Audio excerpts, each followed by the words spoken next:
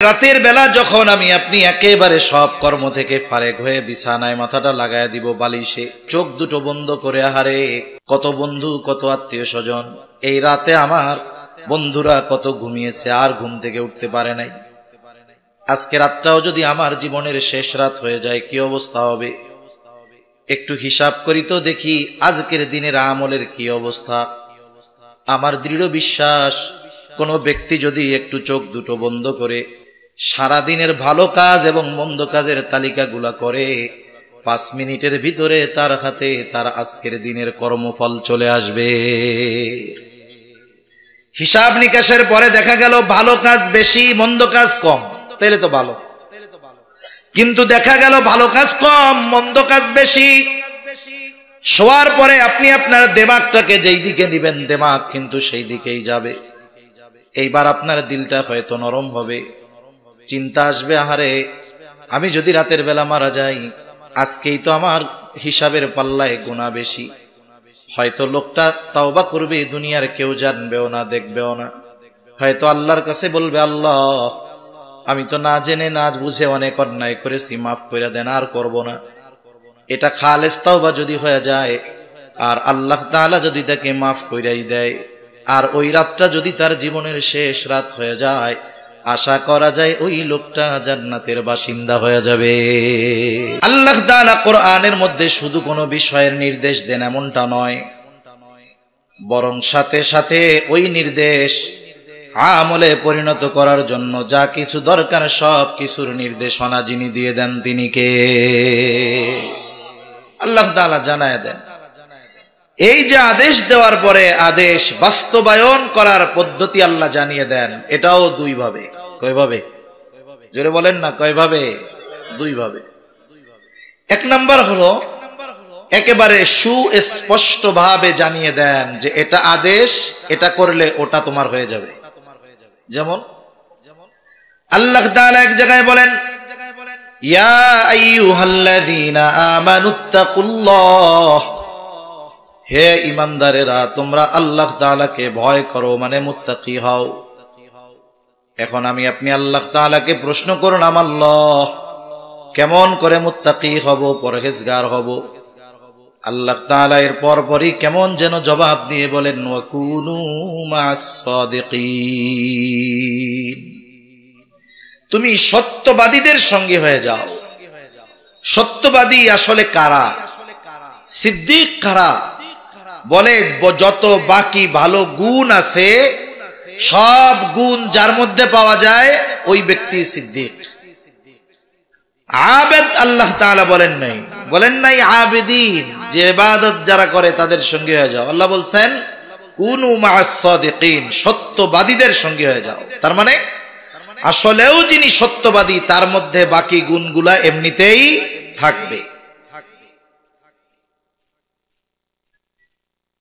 দ্বিতীয় পদ্ধতি হলো পরিষ্কার ভাবে বলে দেন না, তবে নির্দেশনা দিয়ে দেন।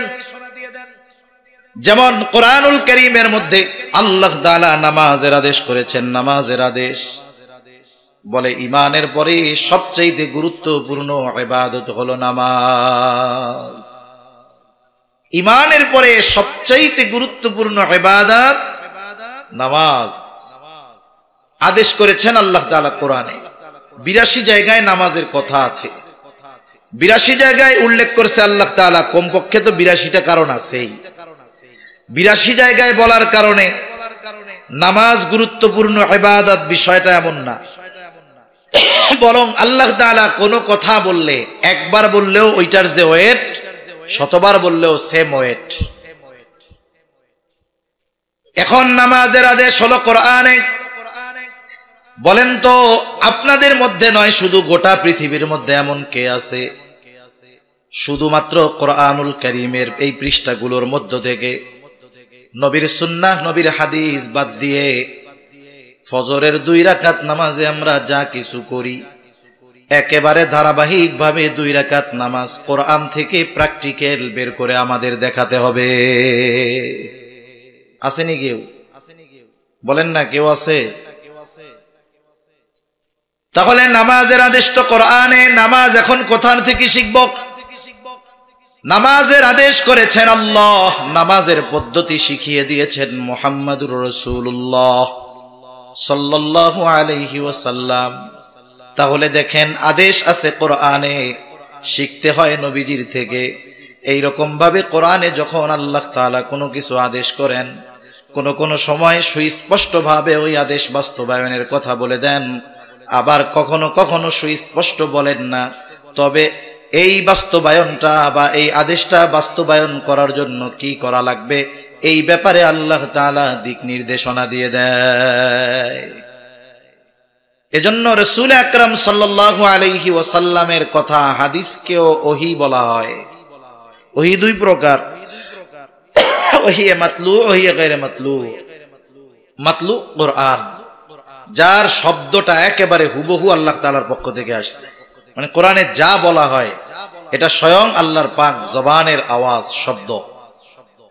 কিন্তু ওহী গায়রে মাতলু হাদিস যেটা, এটার শব্দটা নবীজির, কিন্তু কথাগুলো নবীর অন্তরে ঢেলে দেন কে? আল্লাহ তাআলা ঢেলে দেন। তাহলে তাকওয়া অর্জনের এক নাম্বার পদ্ধতি হলো কুনু মা'আস সাদিকিন, সত্যবাদীদের সঙ্গে হয়ে যাও। দুই নাম্বার, আল্লাহ তাআলা বলেন ইয়া আইয়ুহাল্লাযীনা আমানুত্তাকুল্লাহ, হে ঈমানদারেরা তোমরা আল্লাহ তাআলাকে ভয় করো। আমরা যদি জিজ্ঞাসা করি আল্লাহ কেমন করে আপনাকে ভয় করব, মুত্তাকি হব, আল্লাহ তাআলা বলেন ওয়াল তানজুর নাফসুম মা কদ্দামাত লিগাদ, আল্লাহ তাআলা বলেন নিজের দিকে নজর দাও, আগামীর জন্য কি পাঠায়াছো। নজর দাও আগামীর দিকে, নিজের জন্য কি প্রেরণ করেছো আগামীর জন্য। আগামী মানে ভবিষ্যৎ, প্রত্যেকটা আগামী কি ভবিষ্যৎ। ভবিষ্যৎ বা আগামী, আগামী বা ভবিষ্যৎ দুই ধরনের। কয় ধরনের? জোরে বলেন না, কয় ধরনের? কথা কি বুঝেন? কষ্ট হয় না তো?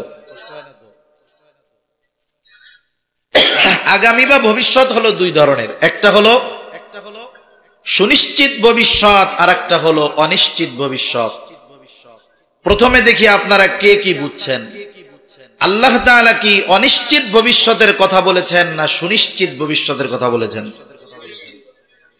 অনিশ্চিত ভবিষ্যৎ কোনটা, যেটা নিয়ে আমরা চিন্তিত বেশি। মনে করেন একজন সরকারি চাকরি করে, 18 বছর বয়সে চাকরিতে ঢুকছে, 62 বছর পর্যন্ত করবে। ওর ভবিষ্যৎ নিয়ে, অনিশ্চিত ভবিষ্যৎ নিয়ে ও একা চিন্তিত না, গভর্নমেন্টও চিন্তিত।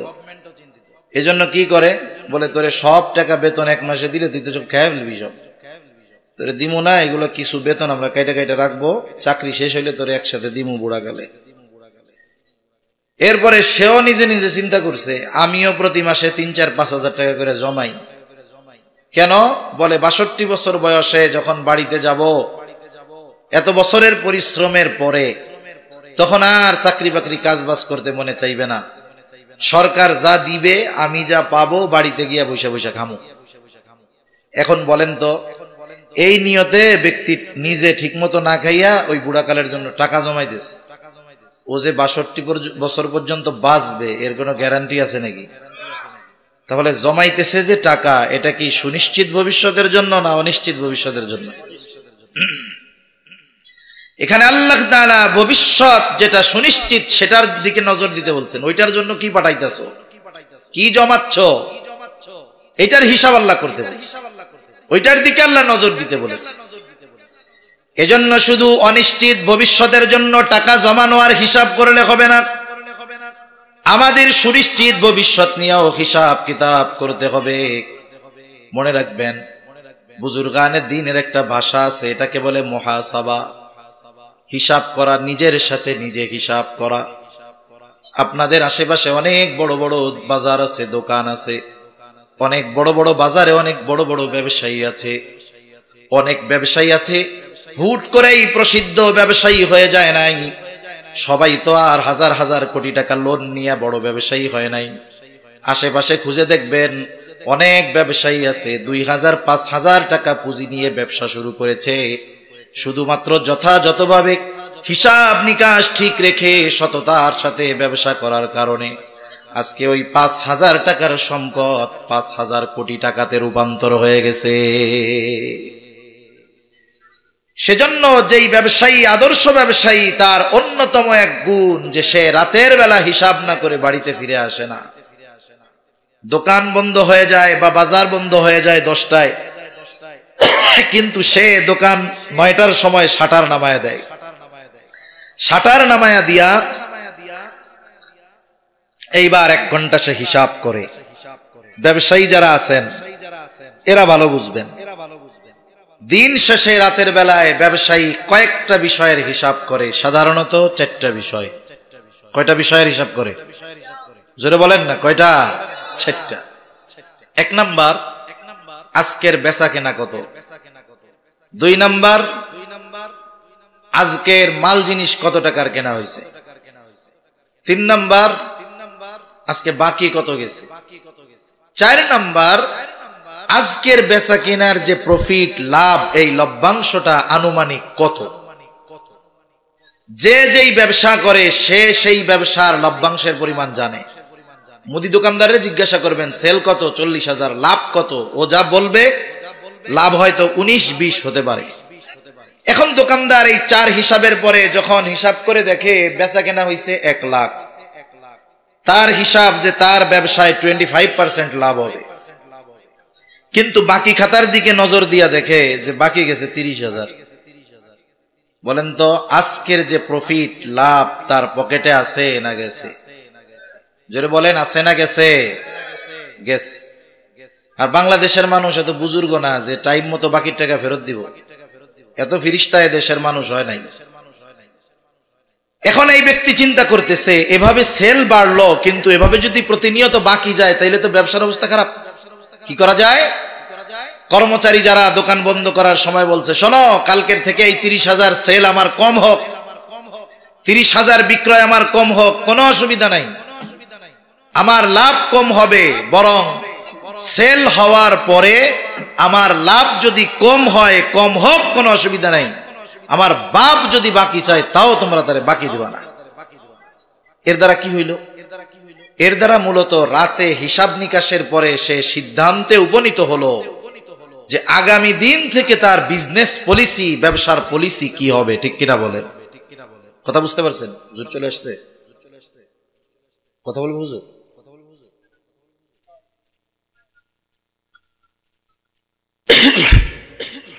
তাহলে কি হয়? হিসাবের মাধ্যমে কি হয়? বলে আগামী দিনের কর্মপন্থা নির্ধারণ করা যায়। এখন আমার আপনার কি করণীয়? বলে রাতের বেলা যখন আমি আপনি একেবারে সব কর্ম থেকে ফারেক হয়ে বিছানায় মাথাটা লাগায় দিব বালিশে, 5-10 মিনিট একটু সময় হাতে নিব। মানুষ যখন একেবারে দিনের শেষে ক্লান্ত বেশে বিছানায় তার দেহটাকে এলিয়ে দেয়, এইবার যদি সে মোবাইল নিয়ে শুরু করে তাহলে তার দিমাগ পুরা মোবাইলের দিকে চলে যাবে। আর সে যদি মোবাইলটা দূরে রেখে একটু চিন্তা করে, চোখ দুটো বন্ধ করে, আহারে কত বন্ধু, কত আত্মীয় স্বজন, এই রাতে আমার বন্ধুরা কত ঘুমিয়েছে আর ঘুম থেকে উঠতে পারে নাই, আজকে রাতটাও যদি আমার জীবনের শেষ রাত হয়ে যায় কি অবস্থা হবে? একটু হিসাব করি তো দেখি আজকের দিনের আমলের কি অবস্থা। আমার দৃঢ় বিশ্বাস কোন ব্যক্তি যদি একটু চোখ দুটো বন্ধ করে সারা দিনের ভালো কাজ এবং মন্দ কাজের তালিকাগুলা করে, 5 মিনিটের ভিতরে তার হাতে তার আজকের দিনের কর্মফল চলে আসবে। হিসাব নিকাশের পরে দেখা গেল ভালো কাজ বেশি, মন্দ কাজ কম, তাইলে তো ভালো। কিন্তু দেখা গেল ভালো কাজ কম, মন্দ কাজ বেশি। শোয়ার পরে আপনি আপনার দিমাগটাকে যেই দিকে নিবেন, দিমাগ কিন্তু সেই দিকেই যাবে। এইবার আপনার দিলটা হয়তো নরম হবে, চিন্তা আসবে, আহারে আমি যদি রাতের বেলা মারা যাই, আজকেই তো আমার হিসাবের পাল্লায় গুনাহ বেশি। হয়তো লোকটা তাওবা করবে, দুনিয়ার কেউ জানবেও না, দেখবেও না। হয়তো আল্লাহর কাছে বলবে, আল্লাহ আমি তো না জেনে না বুঝে অনেক অন্যায় করেছি, মাফ করে দেন, আর করব না। এটা খালেস তাওবা যদি হয়ে যায়, আর আল্লাহ তাআলা যদি তাকে মাফ কইরাই দেয়, আর ওই রাতটা যদি তার জীবনের শেষ রাত হয়ে যায়, আশা করা যায় ওই লোকটা জান্নাতের বাসিন্দা হয়ে যাবে। এজন্য আমাদের জীবনের মুহাসাবা দরকার। রাতের বেলা যখন শুভ হিসাব করব, ওই সুনিশ্চিত ভবিষ্যৎ ৬২ বছর পরে চাকরি থেকে অবসর নেওয়ার পরে ভালো থাকার জন্য তো জমাচ্ছি, এটার তো নিশ্চয়তা নাই। কিন্তু যেখানে গিয়ে অনন্তকাল থাকতে হবে, ওইখানে গিয়ে যেন ভালো থাকা যায়, এই জন্য কি করতেছি, এই জন্য একটু হিসাব নিকাশ করা দরকার আছে না? আল্লাহ তৌফিক দান করেন, বলি আমিন। তাহলে বলতেছিলাম যে আল্লাহ রাব্বুল আলামিন আমাদেরকে তাকওয়া অর্জনের নির্দেশ দিয়েছেন। আল্লাহ তাআলার ভয় আমাদের অন্তরে এমন ভাবে আনার দরকার যে আমার দিলের মধ্যে যেন সব সময় এই চিন্তা থাকে যে আমার পাপ, আমার বাবা প্রশাসন, অনেক মানুষ দেখে না, কিন্তু পৃথিবীর এমন কোন জায়গা নাই যেই জায়গাতে আমার রব আমাকে আপনাকে দেখতে পারে না। এই গোটা সৃষ্টি জগতে এমন কোন জায়গা নাই যেই জায়গা আমি একটা পাপ করে ওটারে লুকাইতে পারবো। কত মানুষ মানুষকে মাইরা লুকায়া ফেলতেছে, হাজার হাজার কোটি টাকা খাইয়া ফেলতেছে, অথচ উনি বড় দরবেশ সাহেব, আছে না এরকম দরবেশ বাবা?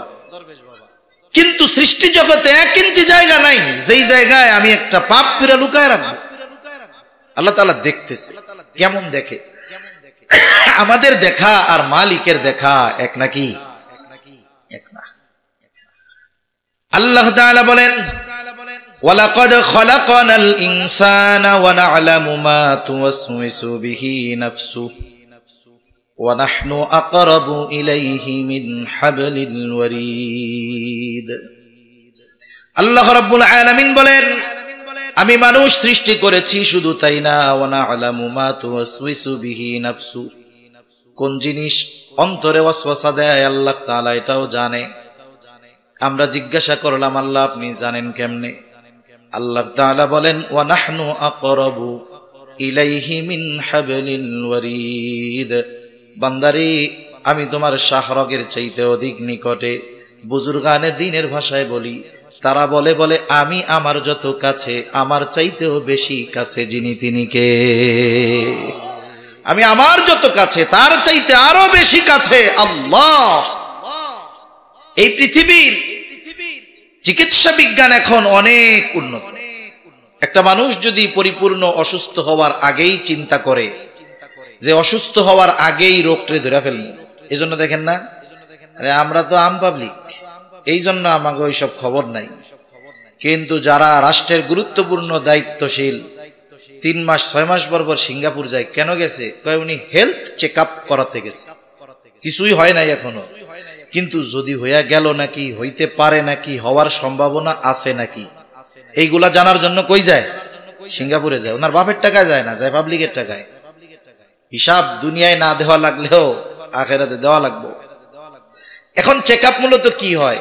ওখানে তার সবচেয়ে গুরুত্বপূর্ণ অর্গান গুলো তারা পরীক্ষা করে। মনে করেন কিডনি, হার্ট পরীক্ষা করে যে কিডনির অবস্থা কি, কতটুকু ভালো আছে, অসুস্থ হয়েছে কিনা, সাধারণভাবে বোঝানোর জন্য বলতেছি। মনে করেন রিপোর্ট আসলো কিডনি 75% এখনো ভালো আছে, অসুবিধা নাই, আপনার বয়সের তুলনায় কিডনি আরো ভালো। আচ্ছা, হার্টের অবস্থা না না না না, এখনো কোনো অসুবিধা নাই, একটা ব্লক দেখা যাচ্ছে, এটা 20%, এটা কোনো ব্যাপার না। তার মানে দেখেন, সে হওয়ার আগেই সে সতর্কতা বা সতর্ক হওয়ার সুযোগ তার আছে মেডিকেল চেকআপের মাধ্যমে, অত্যাধুনিক চেকআপের মাধ্যমে। কিন্তু বলেন তো, এই দুনিয়াতে কোনো প্রযুক্তি বের হয়েছে নাকি? ওই মেশিনের মধ্যে যদি আমাদেরকে ঢুকিয়ে দেওয়া হয়, তাহলে আমাদের হৃদয়ের মধ্যে কি কথা আছে, কি ওয়াসওয়াসা আছে, রিপোর্ট আকারে বের হবে, এরকম কোন প্রযুক্তি আছে? নাই। অথচ আল্লাহ তাআলা আমার আপনার অন্তরের ওই গহীন কথাটাও জানে, যেটা আমি আপনি এখনো জবানে আনি নাই। এই জন্য এমন কোন জায়গা নাই যেই জায়গা আল্লাহ তাআলার নজরের বাইরে, এমন কোন জায়গা নাই। বলে অনেক অন্ধকার অন্ধকার জায়গা আছে, সমুদ্রের তলদেশ। বলে কয়েকশো মিটার পরে সূর্যের আলো আর সমুদ্রের তলে পৌঁছায় না, ধরেন আধা কিলোমিটার, কথার কথা। এরপরে আর সূর্যের আলো পৌঁছায় না। বলে মহাসমুদ্রে এর চাইতে বহু গভীর, 13, 13.5, 14,000 মিটার গভীরতা আছে, মানে 13-14 কিলোমিটার গভীরতা। একেবারে এমন অন্ধকার, ওইখানে মানুষ যাওয়ার কোনো ক্ষমতা নাই। একেবারে সমুদ্রের তলদেশে বালু, ওই বালুর উপরে ছোট ছোট পোকা হেঁটে বেড়ায়। অন্ধকার, কোনো প্রযুক্তি ওইখানে পৌঁছানো কঠিন। আওয়াজ পাওয়া কঠিন, দেখা কঠিন। বলে আমার মালিক ওই সমুদ্রের তলদেশের ওই অন্ধকারে ওই যে ছোট্ট প্রাণীটা চলে তাকে দেখে, শুধু দেখে না, বলে ও চলার দ্বারা যেই আওয়াজ হয় সেটাও আমার মালিক শুনতে পায়। আরে এই অনুভূতি, এই চিন্তা যদি কোনো যুবক, বুড়া, মুরব্বী, রাজনৈতিক নেতা, ব্যবসায়ী ওর অন্তরে থাকে, ও কি গুনাহ করতে পারে? কোন তো পাপ করতে পারে? আবার সাথে সাথে দুইজন ফেরেশতা আল্লাহ নিযুক্ত করে রাখছে, কিরামান কাতিবিনা ইয়ালামুনা মা তাফআলুন। আল্লাহ তাআলা বলেন সম্মানিত লেখক দ্বয় জানে তোমরা কি আমল করো। এই দুইজন শুধু জানে তা না, এই দুইজন আমাদের কর্মগুলোকে সংরক্ষণ করে রাখে, লেখা রাখে, দেখা যায় না। আধুনিক প্রযুক্তির কল্যাণে তো অনেক কিছু সহজ, কত লেখা মেমোরির মধ্যে রাখা দেন, দেখা যায় না। শুধুমাত্র আমাদের কর্মগুলো সংরক্ষণ করে তা নয়, আমাদের কর্মগুলোর সাক্ষী তারা হয়। এমনকি এই ফেরেশতাগুলো বান্দার থেকে একটা মুহূর্তের জন্য আলাদা হয় না। আবার আমরা কত কথা বলি গোপনে, কতজন ফোনে বলে, কতজন লুকায় লুকায় বলে, আবার ডানে বামে তাকায় দেখে, বলে কেউ শুনলো নাকি। আবার মানুষের শোনাকে আমরা কত ভয় পাই যে শুনে ফেললো কিনা, অথচ আল্লাহ তাআলা আমাদের কথা শুনতেছে। শুধু তাই না, আমরা যে কথাগুলো বলি জবান দিয়ে বের হওয়ার সাথে সাথে ওইটারে ক্যাপচার করে ফেলে ফেরেশতা। সুবহানাল্লাহ। আল্লাহ তাআলা বলেন মা ইয়ালফিযু মিন কওলিন ইল্লা লাদাইহি রাকীবুন আতীদ। সদা তৎপর একজন ফেরেশতা আমাদের সাথে সব সময় আছে। বলে কাম কি? বলে মা ইয়ালফিযু মিন কওল, এই জবান দিয়ে যে কথাগুলো আমরা বের করি এই সদা তৎপর ফেরেশতা এগুলাকে সংরক্ষণ করে রাখে। আধুনিক বিজ্ঞান কি বলে? বলে মানুষের কোনো কথা ধ্বংস হয়ে যায় না, এই আওয়াজ মহাবিশ্বে ছড়িয়ে যায়, এই শব্দগুলো সংরক্ষিত থাকে। কিছুদিন আগে একটা আর্টিকেল পড়তেছিলাম, দেখলাম লেখা হয়েছে যে বিজ্ঞানীরা চেষ্টা চালাচ্ছে যে অতীতে যত মনীষীরা কথাগুলো বলে গিয়েছে তাদের সব কথা বাতাসে আছে, ওই বাতাসের মধ্য থেকে তাদের কথাগুলোকে বের করে আনবে, আমাদেরকে তাদের রিয়েল ভয়েস শোনাবে। 3000 বছর আগে যে কথাটা বলেছিল ওটাকে এনে আমাদের কাছে শোনানো হবে। কি প্রযুক্তি চিন্তা করেন। বাস্তবতাটায় মনে হয় কেমন কঠিন, কিন্তু প্রযুক্তির কারণে অনেক কিছু বোঝা সহজ হয়ে গেছে। মনে করেন আপনার আত্মীয় একজন আছে আমেরিকায়, আমেরিকার দূরত্ব কত? 15,500 কিলোমিটারের মতো হতে পারে। 15,500 কিলোমিটার দূর।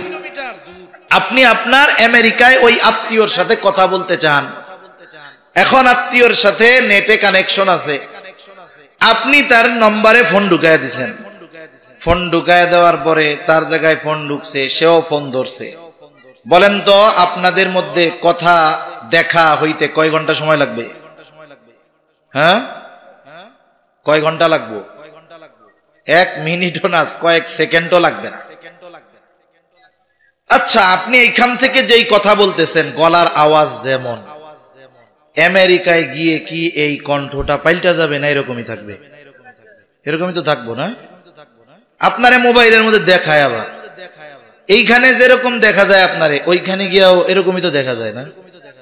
আচ্ছা, এই যে 15,500 কিলোমিটার দূরে হুবহু আপনার শব্দটা, এটাকে পৌঁছিয়ে দেওয়া হয়েছে বিধায় আপনার ভয়েস আওয়াজটা ওইখানে গিয়েছে। পৌঁছাইলো কেমনে? বলে নেটওয়ার্কিং সিস্টেম বাতাসকে ব্যবহার করে কত দ্রুততার সাথে সেকেন্ডের ভিতরে কথা বাংলাদেশ থেকে আমেরিকায় পৌঁছায়া যায়। সুবহানাল্লাহ বলে। ছোটবেলায় অনেকে ওয়াজ করতো না, অনেক তাফসীর করতো। সুলাইমান আলাইহিস সালাম বিলকিসের সিংহাসন চোখের পলকে হাজির। অনেকে চিন্তা করতো কেমনে সম্ভব। আরে কিছু প্রযুক্তির দিকে একটু নজর দিলে বোঝা যায় আল্লাহ চাইলে কোনো কিছুই সম্ভব না। আবার দেখেন অনেক যুবক ভাইরা আছে, অনেক লেখাপড়ার জন্য ইন্টারনেট ব্যবহার করে, অনেকে ভালো মন্দ দুইটাই তো আছে। ইন্টারনেটের অবস্থা হইল ওই যে মদের ব্যাপারে প্রথম যে আয়াত নাজিল হয়েছিল এটার মতো। ওয়াসআলুনাকা আনিল খামরি ওয়াল মাইসির কুল ফীহিমা ইসমুন কাবীর ওয়া মানাফিউ লিন-নাস। বলে ইন্টারনেটের ব্যাপারেও একই রকমের কথা। বলে এটার ভিতরে মানুষের জন্য কিছু কল্যাণ আছে, কিন্তু গুনাহ বেশি, পাপ বেশি। এখন কি হইল, আপনি ভালো কাজই করতেছেন, ইন্টারনেটে বা গুগলে crore crore million million billion billion ঘটনা, তথ্য, কথা এগুলো আছে। এখন মনে করেন আপনার যে কোনো একটা ডকুমেন্ট দরকার, সেটা ভিডিও হতে পারে, অডিও হতে পারে, লিখিত হতে পারে। ডকুমেন্ট কত আছে? বলে কোটি কোটি কোটি কোটি কোটি কোটি কোটি কোটি কোটি, অগণিত। এটা আমাদের দ্বারা গোনা সম্ভব না, এত আছে। এখন আপনি লিখছেন, আপনি মক্কা শরীফ নিয়ে একটা লেখা চান বা হজরে আসওয়াদ সম্পর্কে জানতে চান, আপনি শুধু লিখবেন হয়াকারে হা বর্গে জ, দেখবেন নিচে চলে আসছে হাজরা, হাজরে আসওয়াদ বা অন্যান্য অনেক শব্দ আসবে। এরপরে আপনার যেটা দরকার আপনি ওটার উপরে চাপ দিলেন। চাপ দেওয়ার সাথে সাথে ইন্টারনেট স্পিড যদি ভালো হয়, সেকেন্ডের মধ্যে ওই বিষয়ের তথ্য সমাহার আপনার সামনে চলে আসবে স্ক্রিনের মধ্যে, তাই না? চিন্তা করেন, ট্রিলিয়ন ট্রিলিয়ন ট্রিলিয়ন ট্রিলিয়ন লেখার মধ্য থেকে আপনি যেটারে চাইছেন সেকেন্ডের ভিতরে বের করে দিল আপনার সামনে। এই যে প্রযুক্তি মানুষ আবিষ্কার করেছে, এই বুদ্ধি মানুষকে দিছে কে? আর একটু জোরে বলেন কে? এখন মনে করেন আমাদের কথাগুলো সব বাতাসের মধ্যে আছে। কিয়ামতের দিন আল্লাহ তাআলা যদি বলে বাতাস এক কাজ করো, চরমান্দালিয়ার মুতিবাজারের পাশে অমুকের বাড়ি, ওর কথাগুলো সব আমার সামনে হাজির করো, বলেন তো আল্লাহ তাআলার কাছে এই কাজটা শুধু সহজ নাকি অতি সহজ? অতি সহজ কাজ আল্লাহ তাআলার কাছে। এই চিন্তা এটা যদি আমাদের মধ্যে থাকে, তাইলে জবানের ক্ষেত্রে আমরা সতর্ক হব। এই চিন্তাগুলো যদি আমাদের মধ্যে থাকে, আমাদের কথার মধ্যে সতর্কতা আসবে, কর্মের মধ্যে সতর্কতা আসবে। তা না হলে সিসি ক্যামেরা বাড়বে, পুলিশ বাড়বে, অনেক নতুন নতুন আইন হবে, কিন্তু অপরাধ কখনো কমবে না। নবীজি সাল্লাল্লাহু আলাইহি ওয়াসাল্লাম 23 বছরের মেহনতে পৃথিবীর সবচাইতে নিকৃষ্ট মানুষগুলাকে পৃথিবীর সর্বোৎকৃষ্ট মানুষে পরিণত করে ফেলছেন। কেমনে হইছে? অস্ত্র দেন নাই, ভয় দেখান নাই, কিসের মাধ্যমে? বলে এই বিশ্বাস তাদের দিলে গাইথা গেছে যে আমি যা করি দেখবে কে। রাতের আধারে যদি ইয়ামেন থেকে একটা নারী হাজরামাউত পর্যন্ত রাতের আধারে একাকী পথ চলতো, একটা যুবক সামনে দাঁড়িয়ে তার এই পথ চলাকে বাধাগ্রস্ত করার সাহস তাদের মধ্যে ছিল না। কেন? কার ভয়ে? আল্লাহর ভয়ে। এটা আমাদের মধ্যে নাই। এজন্য আমাদের এক নাম্বার এই চিন্তা অন্তরে আনতে হবে, সব সময় সামনে রাখতে হবে যে আমি যাই করি যাই বলি আমাকে দেখেন কে। জোরে বলেন না কে? তাহলে নবীজির এক নাম্বার ওয়াজ ইত্তাকিল্লাহা হাইসুমা কুনতা। নবীজি বলেন ও আবু যর, তুমি যেখানেই থাকো না কেন সর্ব অবস্থায় এই চিন্তা মাথার মধ্যে রাখবা যে আল্লাহ তাআলাকে তুমি সর্ব অবস্থায় ভয় করবা, তুমি যেখানেই থাকো না কেন। 2 নাম্বার বলে ওয়া আতবিউস সাইয়্যাতাল হাসানাতা তামহুহা। বলে ও আবু যর, তোমার দ্বারা যদি কখনো মন্দ কাজ হয়ে যায়, তুমি ভালো কাজ করবা, নেকের কাজ করবা। কেন? বলে ভালো কাজ মন্দ কাজটাকে মিটায় দেয়। আল্লাহ তাআলা বলেন ইন্নাল হাসানাতি ইউযহিবুনাস সাইয়্যাত। আবার এই বিষয়টা খেয়াল রাখা দরকার যে মন্দ কাজটা যেমন হবে, ভালো কাজটা কমপক্ষে তার সমান হওয়া লাগবে। এই জন্য অনেকে বোঝে না, সারা জীবন বান্দার হক মাইরা খাইছে, অন্যের সম্পদ মাইরা খায় কোটি টাকার মালিক। বুড়াকালে যখন পায়ের মধ্যে বল নাই, চোখের দৃষ্টিশক্তি কমে গেছে, এখন আর আগের মতো মানুষ গোনে না, চিন্তা করে এখন আর গুনাহ করা যাবে না। কি করব? বলে চল বছরে বছরে মক্কা শরীফ যামু, হজ করমু, 3 মাস অন্তর উমরা করমু। এইবার মক্কা শরীফের আশেপাশে অনেক দোকানে 1000 দানার তসবিহ পাওয়া যায়। চিন্তা করেছে সারা জীবন তো গালাগালি করে কাটাইছে, এইবার আস্তাগফিরুল্লাহ এই জিকির বাদ দিব না। 1000 দানার তসবিহ হাতে নিয়ে এবার বাড়িতে এসে শুধু বলে আস্তাগফিরুল্লাহ, আল্লাহ মাফ করে দেন। বলেন তো এই লোক যদি 1000 বছর হায়াত পায়, স্বাভাবিক দৃষ্টিকোণ থেকে যেটা আল্লাহর দ্বারা সব সম্ভব সেটা তো এক পাশে আছেই, কিন্তু স্বাভাবিকভাবে বলেন তো, এই লোকটা সারা জীবন বান্দার হক নষ্ট করেছে, কিন্তু বান্দার হক ফিরায় না দিয়া 100 বছরও যদি হায়াত পায় আর আস্তাগফিরুল্লাহ বলে কাটায়, যেই মন্দ কাজগুলো অতীতে করে এসেছে সেই মন্দ কাজের তাওবা এর দ্বারা তার জন্য হবে নাকি?